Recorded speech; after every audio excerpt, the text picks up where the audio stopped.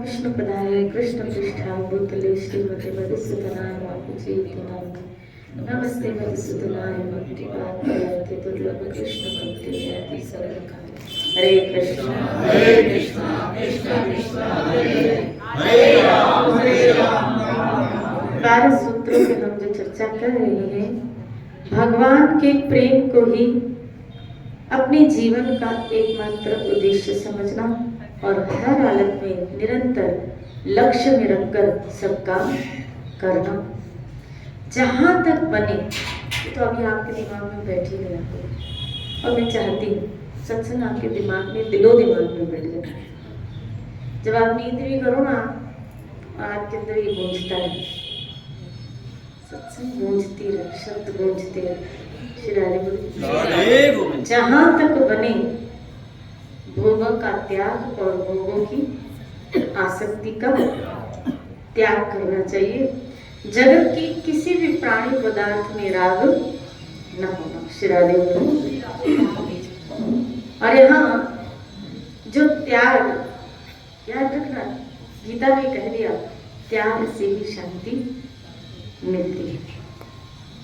जब तक आपके जीवन में त्याग नहीं, आपके जीवन में शांति नहीं, आपके जीवन में सुख भी नहीं।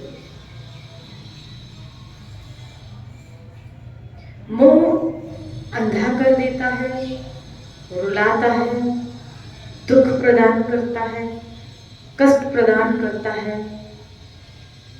इसीलिए हमारे महर्षि गणों ने, हमारे ऋषियों ने, हमारे संत समाज ने धृतराष्ट्र को नेत्रहीन इसलिए ही संबोधित करके कहा था, मोह का प्रतीक करके उनको प्रेजेंट किया कि मोह नेत्रहीन होता है। कि हम समझे, पता भी है दुर्योधन गलत है, कभी कभी हमें पता भी होता है हमारी औलाद गलत है, हमें पता भी होता है हमारी औलाद गलत है। अब मोह देखो कैसे अंधा है, लेकिन फिर भी हम उसी का ही पक्ष और उसी का ही साथ देते हैं। जबकि पूरी बड़ी सभा में ये अनाउंसिंग की गई थी कि दुर्योधन ने बीच सभा में ही तो अनाउंसिंग किया, दुशासन को अकेले में थोड़ी कान में बोला कि द्रौपदी को लेके आओ। पूरी बीच सभा में जहां धृतराष्ट्र राजा के स्वरूप में गद्दी पर बैठे हुए थे, जब अनाउंसिंग की गई तो धृतराष्ट्र ने सुना तो था, अंधा था, बहरा थोड़ी था, नेत्रहीन था, लेकिन बहरा थोड़ी था, सुना था ना कि मेरी कुल वधू को बुलाया जा रहा है बड़ी सभा में। लेकिन बताया गया वो इतना नेत्रहीन, इतना अंधा होता है कि अपने पुत्र की वो गलती महसूस भी कर रहा है, समझ भी रहा है, लेकिन फिर भी उसकी गलती में उसका साथ दे रहा है, उसकी गलती में उसका साथ दे रहा है। जबकि विदुर ने इससे पहले ही इसके परिणाम के विषय बता दिया था कि महाराज आप दुर्योधन का साथ दे रहे हैं, ये कली के रूप में पूरे कुरुवंश को खाने के लिए आया है, बर्बाद कर देगा। ऐसा विदुर ने, धर्मराज के अवतार है विदुर, और उन्होंने संकेत भी किया। इसका मतलब है कभी कभी हमारे जीवन में सज्जन लोग हमारे मोह के बंधनों को लेकर या हमारी आसक्तियों को लेकर जब हमें परामर्श देते हैं या जब हमें समझाते हैं, जब हमारे आगे सही बात रखते हैं, हमें वो सही बात भी उनकी समझ में उल्टा हुआ। क्या आप देखो भागवत में आया कि जब विदुर समझा रहा है तब दुर्योधन फिर खड़ा होता है और कहता है इस पाप आत्मा को, इसको तो सभा में से निकाल देना, अन्न जिसका खाता है उसी से प्रवेश कर रहा है, इसको निकाल दो सभा में से। और तब भी धृतराष्ट्र ने कुछ नहीं कहा कि तेरा चाचा लगता है, मेरा भाई है, और तो उसके लिए ऐसे शब्द कैसे, खींच के थप्पड़ लगा लेनी चाहिए थी। थप्पड़ नहीं लगाया तो कम से कम 2 बोल तो बोल देनी चाहिए थी कि ऐसा तो कैसे कह सकता है, बड़ों के लिए तुम ऐसा कैसे कह सकते हो। श्रीराधे बोली। मोह अंधा होता है, हमेशा गलत होता है फिर भी उसका पक्ष लेता है। वो गलत है फिर भी हम उसका पक्ष ले रहे हैं। श्रीराधे बोले। और याद रखना, गलत का पक्ष लेने वाला भी गलत होता है, और उस गलत व्यक्ति जिसने गलती की है उसका परिणाम तो उसको भोगना पड़ता है, लेकिन उसका पक्ष देने वाले, उसका साथ देने वाले को भी उसका परिणाम भोगना पड़ता है। जो जो उसका साथ देंगे उसका भी परिणाम उसको भोगना। आज दुर्योधन गलत था और जिसने उसका साथ दिया उन सबको परिणाम भोगना ही पड़ा, चाहे फिर वो उनका अपना पुत्र ही क्यों न था, पुत्र ही क्यों न था, भोगना पड़ा। इस कुरुवंश को पूरा परिणाम भोगना पड़ा। अपने ही भले गलत क्यों न हो, अगर उसका पक्ष लोगे तो उसको तो पाप लगेगा, लेकिन उसका साथ देने वाले को भी उसका परिणाम कुछ अंश में भोगना पड़ता है। और महाभारत की लड़ाई से तो, महाभारत से तो यही समझ में आता है, कभी कभी पूरे खानदान को उसका भोगना पड़ रहा है। श्री राधे गोविंद, पूरे परिवार को तो भोगना पड़ा। कौन बचा? 100 कौरवों में से कौन बचा? 11 अक्षौणी सेना थी, इनके साथ में कौन बची? कोई भी नहीं बचा, कोई भी नहीं बचा। अंत में दुर्योधन बचा रहा, वो भी गया, वो भी गया। कुरुओं में से कोई भी, कौरवों में से कोई भी एक नहीं बचा, और पांडवों में से आप देखो 5 पांडव से सलामत रहे। समझिए, अगर हमारा किसी में मोह है और वो गलत है और हम अगर उसका साथ दे रहे हैं तो उसका परिणाम कुछ अंश में हमको भी भोगना पड़ता है। इसलिए यहाँ बता त्याग। आपके जीवन में अगर कोई गलत है तो उसका त्याग करना है, चाहे फिर भोग है उसका त्याग करना है, चाहे फिर मोह के संबंधी है। इसीलिए कहा क्या, किसी परिस्थिति में, किसी प्राणी में राग न रखना। प्राणी में भी श्री राधे बोले, दया करना अलग बात है, लेकिन आसक्ति रखना अलग बात है। श्री राधे बोले, आपको किसी पे दया आ गई और आपने उसका साथ, उसका सहयोग दिया, उसको आपने हेल्प कर ली और वहां से निकल गए त्याग की भावना से, तो आपको वो धर्म, आपका पुण्य आपके अकाउंट में गया, लेकिन उसने राग कर लिया। यही इसी बात में तो अटके थे जड़वर थे, राग हो गया। प्राणी में राग हो गया, इसी बात में तो अटके थे। किसी प्राणी में भी हमको राग नहीं होना। कितना सावधान होना है, आप देखो तो सर, कितना चेकआउट घड़ी घड़ी करते रहना है कि किसी में भी हमारा राग न बैठे, न किसी परिस्थिति में, न किसी पदार्थ में, न किसी प्राणी में।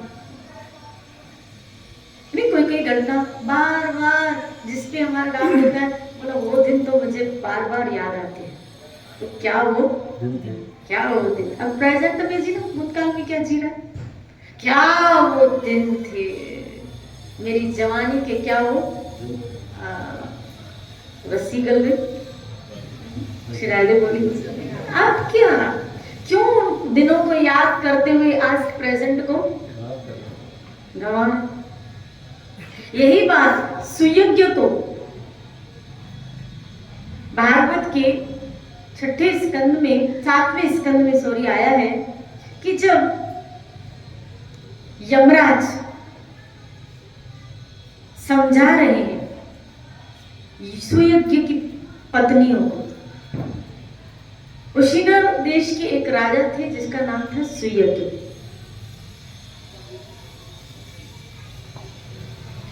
उसकी युद्ध में मृत्यु हो जाती है, आपने पढ़ा होगा ये, श्री राधे बोले, उसकी क्या हो जाती है, मृत्यु हो जाती है। और उसकी पत्नियां बहुत विलाप करती है, बहुत, यहां तक कि उसकी बॉडी को लेके, उसके शरीर को लेके सायकाल हो गई, लेकिन शव को नहीं दे रही थी जलाने के लिए, पकड़ के बैठी थी। तब यमराज आते हैं, धर्मराज आते हैं उनको समझाने के लिए, बालक का रूप लेके। और यमराज तब कहते हैं, आश्चर्य की बात है, तुमसे तो अच्छे हम लोग। श्री राधे बोले, क्योंकि बालक के रूप में आए थे। बोला आश्चर्य की बात है, क्या, ये तुम्हारे सामने शव पड़ा है, ये गया, रोने के बजाय तुम सीख नहीं रहे हो कि कल तुम भी इसी जगह लेटे होगे और तुम भी जाओगे। तुम भी ये जहां गया वहीं तुमको जाना है, ये जहां गया वहीं तुमको जाना है। तुम सीख नहीं रहे हो, तुम विलाप कर रहे हो। और हम सब भी तो यही गलती करते हैं, हम सीख। इसको कबीर जी ने कहा मरकट वैराग्य, शमशानी वैराग्य। क्या? शमशान में 12 दिन तक हमको वैराग्य आता है। सच में कुछ साथ नहीं जाता, ये भी तो साथ कुछ नहीं लेके गया। यही तो सुनते हैं सत्संग में, राम नाम जपता है। अपन अभी से क्या करेंगे? भजन करेंगे, राम नाम करेंगे, भजन करेंगे। ये 12 दिन तक जोश रहता है। शिरादे बोली किसका जोश? वैराग्य का। 12 दिन वैराग्य का जोश रहता है हमको। जब देखते हैं या किसी ऐसे स्थान में हम चले जाते हैं तो भी हमको थोड़ा बहुत वैराग्य उस वक्त थोड़ी देर के लिए भी आता है। मेरे पास कल मैं यहाँ जब सत्संग कर रही तो एक माता जी आई और मुझे ऐसे कहने लगी कि ये जो माता जी गई ना, उसकी देवरानी, मतलब 2 दिन पहले ही हम थल्ले पे बैठे थे, बाहर डिग्गी पे बैठे थे और हम एक दूसरे से चर्चा कर रहे थे क्या कि अंदर की सारी हड्डियां, सारे टप्पड़ ढीले हो चुके हैं, बॉडी के पार्ट्स ढीले हो चुके हैं। अब तो हम दोनों में से पता नहीं किसका पहले नंबर आता है। शिरादे बोली, बोलो ना शिरादे, कि दोनों बॉडी के पार्ट्स क्या हो जाते हैं, हो गए अंदर से ढीले हो गए हैं कि ना उठने में है ना बैठने में है। पता नहीं हम दोनों में से कौन पहले जाए। बस जाने की तैयारी, जाने की तैयारी। इसीलिए मैं कल कह रही थी, सुबह देखी तो शुक्र करो कि प्रभु आंख खुली है। पता नहीं शाम हम देख पाएंगे या प्रेजेंट में जीना सीखो।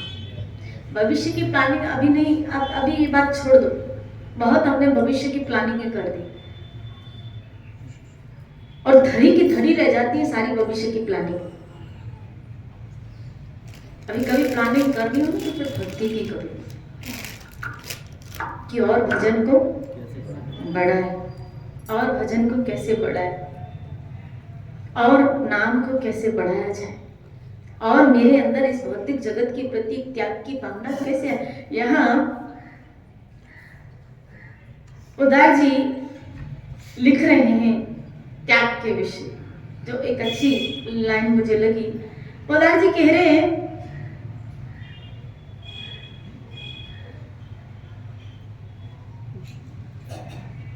श्री कृष्ण को सुख पहुंचाने की अनन्य कामना, जिसका सर्व त्याग की भूमिका में ही उदय होता है। समझना, बहुत गहरी बात बता रहे। श्री कृष्ण को सुख पहुंचाने की कामना, अनन्य कामना, जिसका सर्व त्याग की भूमिका में ही उदय होता है। यानी जब तक हमारे अंदर त्याग की भावना नहीं आएगी, आपके अंदर श्री कृष्ण को सुख देने की भावना, जिसको उत्तमा भक्ति कहते, नहीं आएगी। जब तक ये त्याग की भावना हमारे अंदर नहीं आएगी, भगवान ही नहीं संसार में भी, कितनी अच्छी बात है नवीन की, भगवान ही नहीं संसार में भी किसी से भी प्रेम करना हो तो उससे कभी भी कुछ भी प्राप्त करने की कल्पना भी मत करो। संसार में भी अगर किसी से प्रेम करो तो मुझे उससे फलाने व्यक्ति से कुछ भी नहीं चाहिए। शिरादे बोले, तुम्हारे पास जो कुछ है परम सुख मानकर उसे देते रहो और उसके सुख और हित संपादन अर्थ, यानी उसको सुख देने की, उसका हित करने की भावना से हमेशा देने की भावना तुम्हारे अंदर बनी रहे।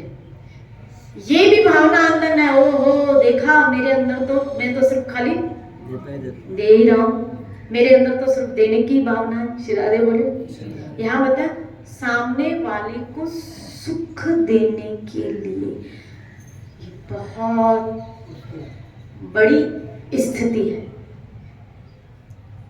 बहुत बड़ी स्थिति है, बहुत, मैं तो कहूंगी बहुत ही उच्चतम स्थिति यहाँ पुदर जी व्यक्त कर रहे हैं, बता रहे हैं कि खाली आपके अंदर सुख देने की ही भावना है, सामने वाले का हित करने की, जो भी आ रहा है हमारे साथ, अब एक्स वाई जेड कोई भी, चाहे फिर आपका रिश्तेदार है, संबंधी है, चाहे फिर वो कोई भी है, लेकिन आपके अंदर उसका हित करने की भावना है, आपके अंदर उसको सुख देने की भावना है, आपके अंदर उसको संपन्नता देने की भावना, यानी खाली क्या आ गया, देना। और जिसको देना आ गया उसी को प्रेम करना आ गया, याद रखिएगा, जिसको देना आ गया उसी को प्रेम करना आ गया। अब यहाँ क्या, अपने को भूल जाओ, भूले रहो सर्वथा और सर्वदा, अपने को भूल जाओ कि मुझे किसी से चाहिए। धर्म में प्रेम है तो धर्म के लिए दो, बदले में कुछ मत चाहो। श्री राधे बोले, चाहो तो धर्म और देने की वृत्ति और स्थिति चाहो कि मुझे ऐसी स्थिति आए प्रभु, क्या कि मेरे अंदर सिर्फ देने की भावना आ जाए। देश के प्रति प्रेम है तो देश के लिए अपना तथा अपने सर्वस्व हंसते हुए बलिदान कर दो, बदले में कुछ मत चाहो तो यही कि देश का सुख कैसे बढ़े, जीवन का स्वरूप, अपने जीवन का स्वरूप बना रहे और उसके लिए त्याग की शक्ति वृद्धि सदा बढ़ती रहे। पिता पुत्र, भाई भाई, गुरु शिष्य, पड़ोसी पड़ोसी, पति पत्नी, मित्र मित्र, चाहे कोई भी रिश्ता है, आप देखो, चाहे पति पत्नी का संबंध है, उसमें भी एक दूसरे को देने की बात है। श्री राधे बोलिए। फिर आपके हमको तो देने की भावना है, लेकिन सामने वाले को तो खाली लेने की भावना है, उसको तो आप सीख रहे हो ना, वो थोड़ी सीख रहे हैं। सत्संग कौन सुन रहा है, कौन सुन रहा है, आप सुन रहे हैं, हम सुन रहे हैं, हम सुन रहे हैं, तो ये चीजें लानी किसको, हमको। सुखी किसको रहे, यहाँ हम क्यों सुन रहे हैं, क्या होने के लिए, सुखी रहने के लिए, आनंदित रहने के लिए। तो ये गुण अपने अंदर लाओगे तभी उस स्थिति को भी तो प्राप्त कर पाओगे। उस सामने वाले ने नहीं सुना, आपके फैमिली मेंबर नहीं सुन रहे, तो उनके अंदर ये गुण, क्योंकि वो नहीं समझ रहे ये चीज, उन्होंने नहीं समझी है, लेकिन आप समझ रहे हो कि देने में सुख है।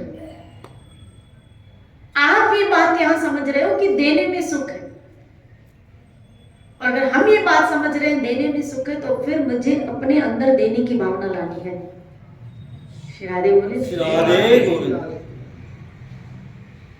सब में इसी त्याग भावना से देने की वृत्ति रखें, पाने की नहीं। उत्तरोत्तर प्रेम बढ़ेगा, साथ ही आनंद भी बढ़ेगा। याद रखना, याद रखना, जहां त्याग है वहां प्रेम है, और जहां प्रेम है वहीं आनंद है। इसलिए उसी दिन चर्चा चल रही थी ना, प्रेम क्या मांगता है, त्याग। प्रेम क्या मांगता है, त्याग। और जहां त्याग है वहीं शांति है, वहीं आनंद है। त्याग से सुख और शांति की प्राप्ति है, त्याग से। श्री राधे बोले।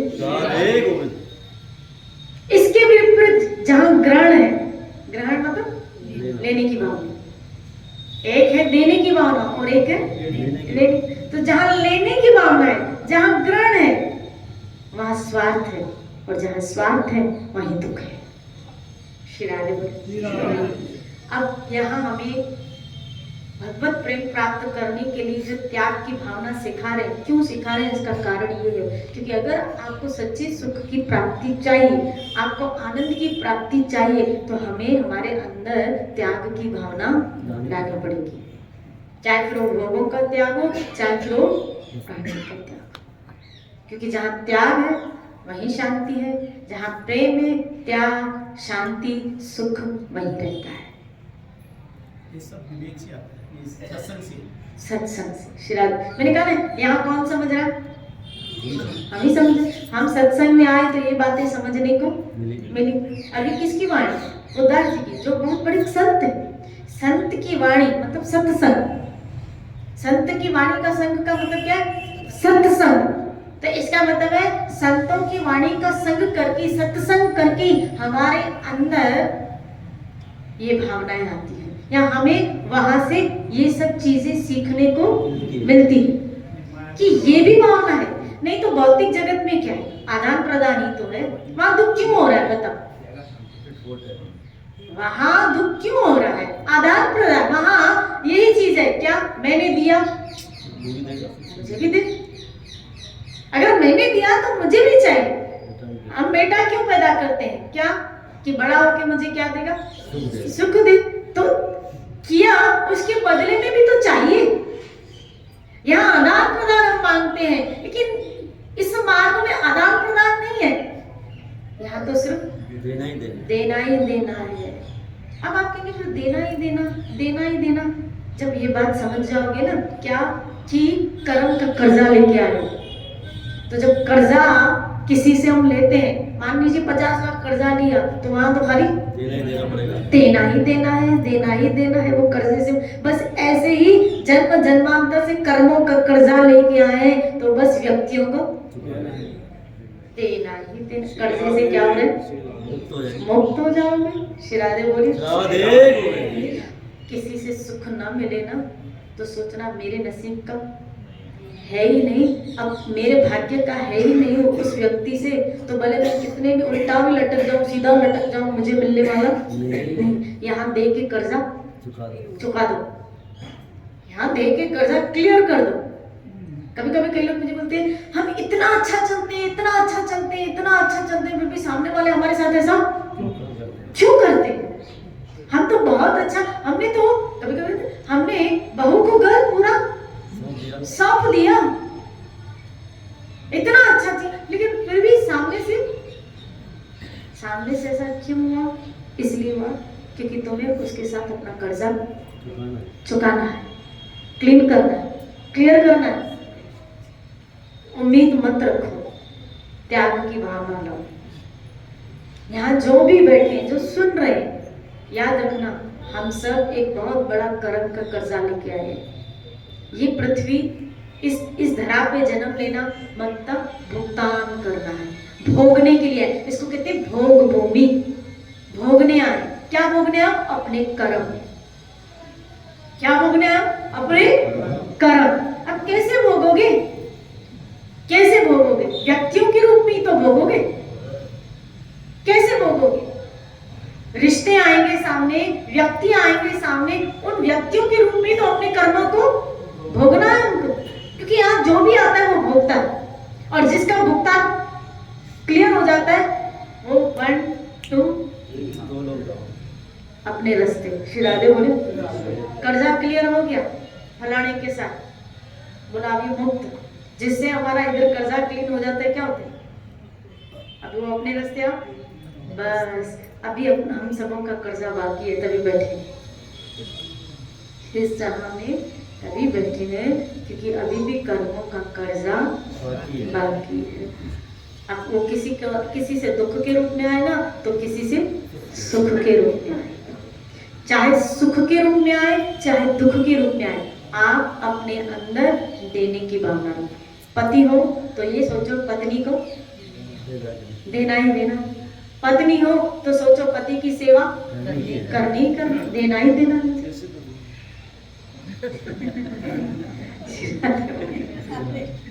बोलो जोर से बोलो, गुप्ता हाँ आंटी नहीं है।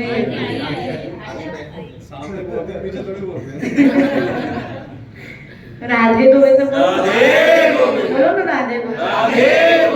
हमको देना है, बच्चों को देना ही।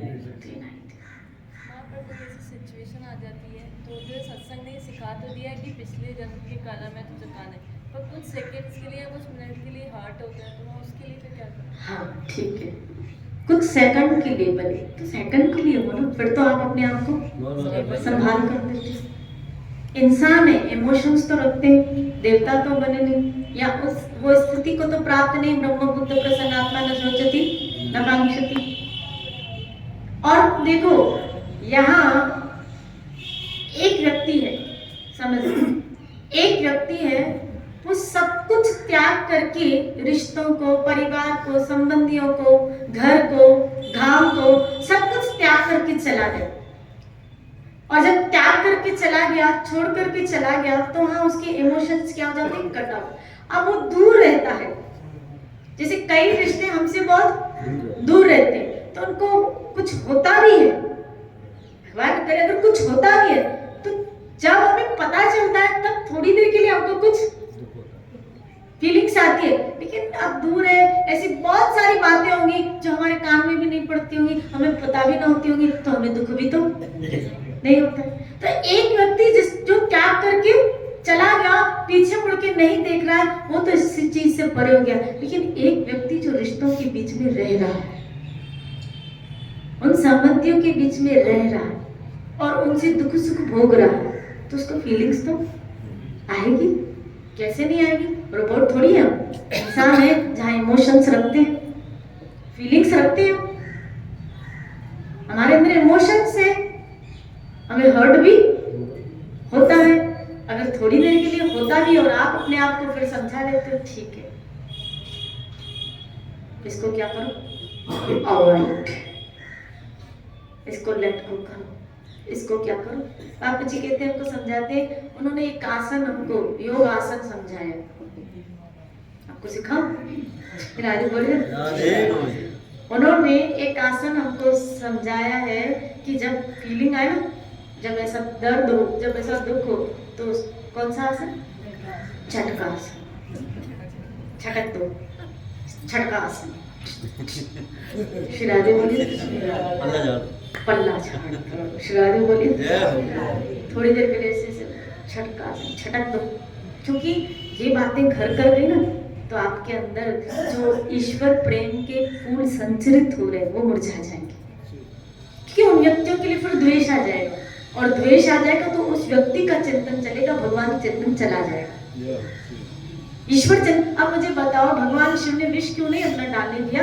कारण कि मेरे ठाकुर का चिंतन चल रहा है और मेरे गोविंद का चिंतन, मेरे हरि का चिंतन चल रहा है, तो विष अंदर नहीं जाना चाहिए। संसार का द्वेष रूपी विष, गलत व्यवहार रूपी विष, ये सब विषय अंदर नहीं जाना चाहिए। अंदर गया तो आपका प्रभु चिंतन रुक जाएगा, भजन रुक जाएगा। क्यों रुक जाएगा? क्योंकि फिर वो व्यक्ति घूमेंगे कि इसने मेरे साथ ऐसा गलत किया, इसने मेरे साथ इसने ऐसा क्यों किया, फिर उन्हीं का चिंतन चले। इसलिए जब दुख हो तुम झटक दो, क्या अच्छा है इसने ऐसा व्यवहार करके थोड़ा कर्जा क्लियर हो, मेरे कर्म का एक कर्जा और क्लियर हो। शिरादे बोली, बहुत आसक्तियां आपको रिश्तों के प्रति जकड़ लेंगी, बांध देंगी, याद रखना। शिरादे बोली, बहुत संबंधों के प्रति आसक्तियां आपको जकड़ लेंगी, आपको बांध लेगी। और यहाँ हमने सुना ना, वहां से फिर हमको क्या मिलेगा? दुख, सिर्फ दुख, सिर्फ दुख। जब सुख मिलता है तब तो यही रिश्ते हमको बहुत अच्छे लगते हैं और ऐसा लगता है ये कभी हमसे दूर भी ना हो, ये हमसे दूर भी ना हो। और जब उन्हीं रिश्तों से दुख आता है तो ऐसा लगता है हम घर छोड़ के चले जा या ये निकल जाए। इसको कहते हैं राग और द्वेष। और इसी राग द्वेष ने जन्म जन्मांतर से हमको बांध के रखा है। हमारे जन्म का कारण क्या है पता है? हमारे जन्म का कारण राग और द्वेष ही तो है। अगर इस सूत्र को पकड़ोगे ना तो जन्म मरण के बंधनों से, तभी तो कृष्ण ने गीता में कहा अद्वैष्ट सर्वभूतानां मैत्र करुणा एव च। शिरादे बोली, तुम्हें किसी से द्वेष नहीं रखना है, तुम्हें किसी से राग नहीं रखना है, मैत्र करो, मित्रता सा व्यवहार करो, दोस्त बन के सबके रहो, लेकिन राग द्वेष में मत फंसना, नहीं तो फिर दूसरे जन्म में फंस जाओगे। श्री राधे बोले। कोई अच्छा चले तो उनके साथ राग है, कोई बुरा चले तो उनके साथ द्वेष। कोई अच्छा चल रहा है तो उनके साथ हमारा क्या है, राग है। हमें अच्छे लगते हैं और हमें उनसे बातचीत करना भी अच्छा लगता है। कोई अच्छा चले तो उनके साथ राग है, कोई बुरा चले तो उनके साथ द्वेष है। और यही सिलसिला हमारे जन्म का कारण है। हमारे 84 के आने का कारण भी यही है। श्री राधे बोलिए। और इसी राग द्वेष से मुक्त होने के लिए सत्संग सुनी जाती है कि हमारा राग जुड़े तो ईश्वर से जुड़े, हमारा राग जुड़े तो ईश्वर से जुड़े, और द्वेष की भावना हमारे अंदर किसी के प्रति भी न बनी रहे, न बनी रहे। ऐसा संभव है? हाँ, न होता तो फिर शास्त्र बताते भी नहीं।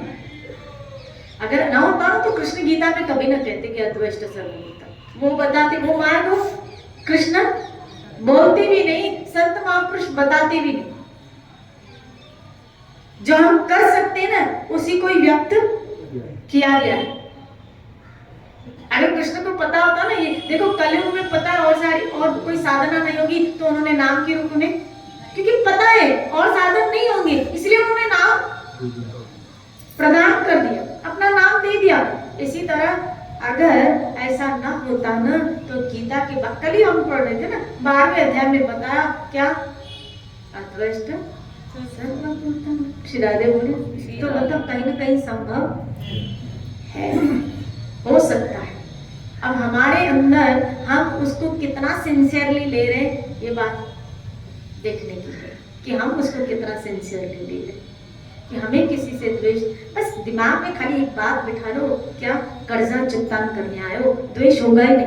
मैं सही बोल रही हूँ, खाली ये दिमाग में आ जाए ना, अगर कोई बुरा चल रहा है तो मेरा कर्जा क्लीन हो रहा है, सफाई हो रही है, कर्म का कर्जा क्लीन हो रहा है।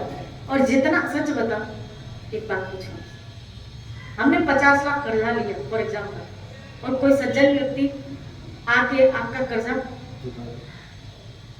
तो उस व्यक्ति के प्रति क्या है, कृतज्ञता आएगी और एक अच्छी भावना नहीं आएगी। तो अगर सामने वाला व्यक्ति दुर्व्यवहार करके हमारे कर्म का कर्जा क्लीन कर रहा है तो हमें क्या आनी चाहिए, कृतज्ञता आनी चाहिए। थैंक यू, क्या मेरा कर्जा चुकता कर रहा है। श्री राधे बोले धन्यवाद, श्री राधे बोले धन्यवाद, तू मेरा कर्जा चुकता। हम क्या करते हैं पता है, हम उल्टा करते हैं। क्या अब आना देख लेंगे तो आना तो खरे। श्री राधे बोले जब तेरा भी काम अटकेगा ना तब देखेंगे तेरे। श्री राधे बना और कर्म बना और विस्तार कर, और विस्तार कर। ये तो ऐसे ही हुआ क्या कि वो कर्जा क्लीन करा और कहते तू जा, मैं और कर्जा और बढ़ाना है। 50 के 55 करेंगे, 55 के 60 करेंगे, 60 के 65 करेंगे। देखना 1 करोड़ तक आएंगे हम लोग। श्री राधे बोलिए 1 करोड़ तक आएंगे और फिर गधे कुत्ते बिल्ली बन के चुगतान कराते रहेंगे हम। बस करो, अभी हमको गधे कुत्ते बिल्ली सुअर नहीं बनना है। इसलिए मौन मौन होके उसको सहन करना सीखो। सम सुख दुख समीर, तुम उसको सहन करना सीखो। भगवान ने कहा, अगर ऐसा होता ना तो भगवान कहते ही सहन करना सीखो। सम सुख दुख समीर, सुख दुख को सहन करना सीखो। उन्होंने कहा द्वेष नहीं करना, उन्होंने कहा ये सब सहन करना है तुमको, तो उन्होंने कहा है तो फिर हमको करना है। श्री राधे बोले और संभव होगा तभी कहा। और ये बात भक्तों के लिए ही संभव है, साधारण लोगों के लिए नहीं, इसलिए आपको सुनाया जा रहा है। अगर हरिदास की जगह और कोई होता ना और किसी को कोड़े मिलते तो वो कब के जो उसको मार रहे थे ना खत्म हो जाता। ये भक्त के लिए संभव है कि वो सहन कर पाए, सहन कर लेगा। भगवान को पता है अपने भक्त के लिए क्या। किसी ने पूछा कि प्रहलाद के ऊपर प्रभु आपने इतना भारी दुख दिया, इतना कष्ट दिया, आपको दया नहीं आई? भगवान से पूछा कि आपको दया नहीं प्रहलाद के ऊपर इतने कष्ट, इतने बर्फ में। आप पढ़ो भागवत में, गुफाओं के इसने हिरण्यकशिपु ने एक बार तो ऐसा किया था कि उसको पहाड़ के नीचे गुफा बना के उस पहाड़ की, तो उसमें तो क्षमता थी, उसको बहुत बड़ी क्षमता थी। आप भागवत अगर अच्छी तरह पढ़ोगे तो उसमें आया कि समुद्र अपनी सारी संपत्तियां उसको प्रदान करता था, आकाश नभ उसको सारे विमान उसको प्रदान करता था सेवा में, सारे वहां की जो क्या बोलते हैं संपत्तियां अपनी प्रदान कर देता था हिरण्यकशिपु को।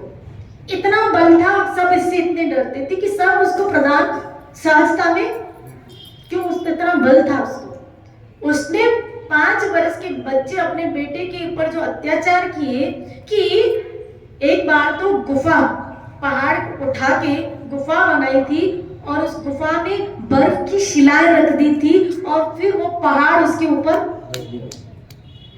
शिलाएं बोलिए ना, कि एक तो नीचे बर्फ की शिलाएं और ऊपर से पहाड़ का वजन। अब वो 5 वर्ष का बच्चा, तो प्रभु आपको दया नहीं आई थी क्या? पूछा गया कि जब ऐसा अत्याचार वो उसके ऊपर कर रहा था तो आपको दया नहीं आई थी क्या? भगवान ने उत्तर दिया, मुझे पता था कि मेरा भक्त सब सहन कर सकता है, मुझे अपने भक्त के ऊपर पता है, वही सहन कर सकता है, और कोई होता ना वे जाता। मुझे मेरे भक्त के ऊपर भरोसा है, वो कर सकता है। इतना भरोसा होता है ठाकुर का अपने भक्त के ऊपर कि पता है ये कर पाए।